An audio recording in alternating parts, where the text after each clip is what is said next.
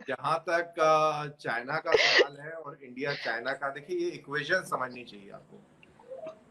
Again जैसे हमने programme शुरू किया था, इंडिया करेक्शन चाइना और अमेरिका के बीच में कंपटीशन है, चाइना और इंडिया के बीच में कंपटीशन नहीं।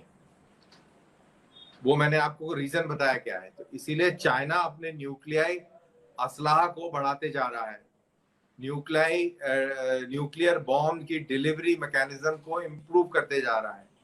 वो अपनी दिफा पर बहुत खर्चा कर रहा है, बिकॉज वो अमेरिका के साथ में कंपटीशन में है, उसके बराबर आना चाहता है। और ये that is why you see कि चाइना का जखीरा जो है बढ़ रहा है। जहां तक इंडिया चाइना का सवाल है, इंडिया के पास उतने वेपन हैं जिससे वो डेटरेंस पैदा कर दिया। हम चाइना के ऊपर फतेह करने नहीं जा रहे, ना हम चाइना के ऊपर हमला करने जा रहे हैं, लेकिन हमने अपनी दिफा के लिए और अपने प्रोटेक्शन और डेटरेंस के लिए कि कहीं चाइना को गलत फहमी ना हो जाए और वो इंडिया के ऊपर हमला ना कर दे या कुछ ज्यादा मंसूबे ना बना ले, इसलिए हमने एक मिनिमम डेटरेंस रखा हुआ है। और ये जो डेटरेंस है, हमारा पूरा डेटरेंस चाइना स्पेसिफिक है, पाकिस्तान स्पेसिफिक न्यूक्लियर वेपन्स हमारे हैं भी नहीं। हमारे वेपन्स जितने भी हैं न्यूक्लियर वेपन्स, वो चाइनीज स्पेसिफिक है। और पाकिस्तान अपने आप उसमें केटर फॉर हो जाता है। भाई आपने कुत्ता पाला हुआ है तो वो चोर पे ही भौंकेगा, पड़ोसी पे भी भौंक देगा, या दाहिने के पड़ोसी पे भी भौंक देगा, बाएं के पड़ोसी पे भौंक देगा। वो बात हो रही है कि आपने दाहिने के पड़ोसी के लिए वो कुत्ता पाला हुआ है। तो ये वाली कहानी है।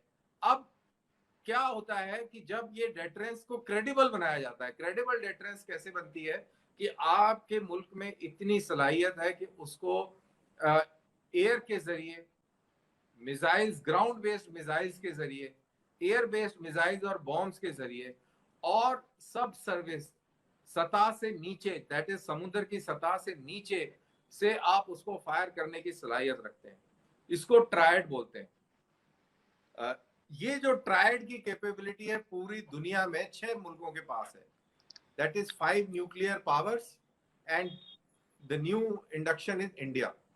इसके लिए आपको न्यूक्लियर पावर सबमरीन चाहिए जो कि महीनों के महीनों समुद्र के नीचे रह सकती हैं, सरफेस के नीचे रह सकती हैं, और मीलों के मीलों पार कर सकती है। मतलब कि यहां से अगर इंडिया के समुद्र से डुबकी लगाए तो वो अमेरिका के पास जाके निकलेगी, किसी को पता नहीं चलेगा, इतनी लंबी वो सतह के नीचे रह सकती है।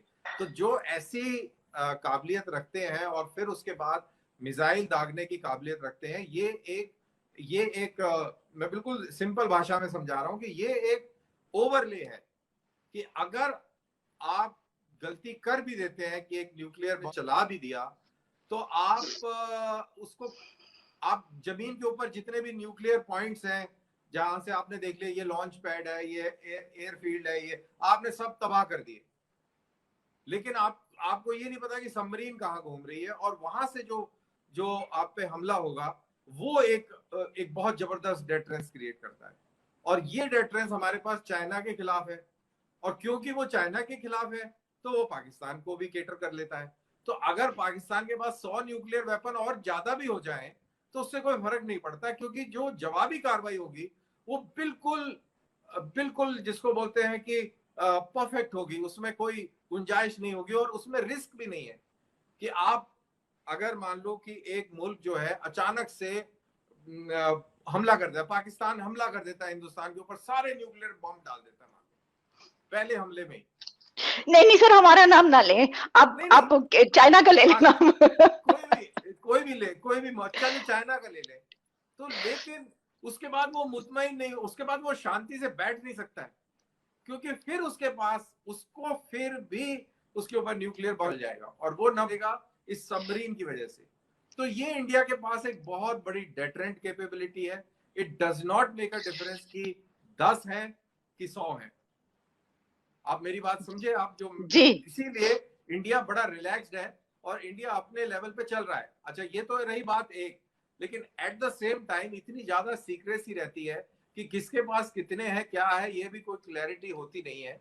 ये जो स्टॉकहोम से जो रिपोर्ट आती है, ये एक बहुत सारे इनपुट्स के डेटा के बेसिस पे एक कैलकुलेट करते हैं कि कितना यूरेनियम इस मुल्क ने खरीदा, कितना इन्होंने माइनिंग करी, कितना उसको एनरिच करा होगा, कितनी इनकी हम्म काबिलियत है एनरिच करने की, और हम्म इतने एनरिच यूरेनियम से कितने बम बन सकते हैं।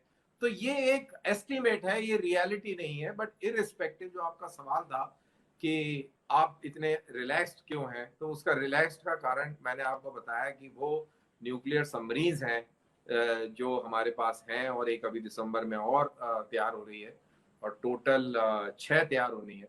तो ये पूरी तरह हम केटर फॉर कर लेते हैं। ठीक। आपकी बातों से मुझे 2-3 बहुत ही दिलचस्प जो हैं वो इशारे मिले हैं। एक तो ये कि आपने कहा एक हमारे पास है और दूसरी तैयार हो रही है, तो आप बेफिक्र रहें।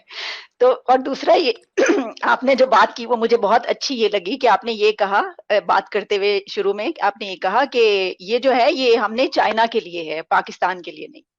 तो अच्छी बात है, ये ऐसा ही होना चाहिए। मतलब ये मैं तो ये समझती हूँ कर्नल साहब कि किसी के लिए भी नहीं होना चाहिए, पूरी दुनिया को जो है मेरा तो माइंडसेट वो है कि इन हथियारों से पाक होना चाहिए, लेकिन नहीं ऐसा होता ना। ये जो अभी आप सारी बात कर रहे थे सर, इसमें जब हम ये कहते हैं कि नहीं हम जो हैं हमने ये इस्तेमाल नहीं करने, ठीक है ना।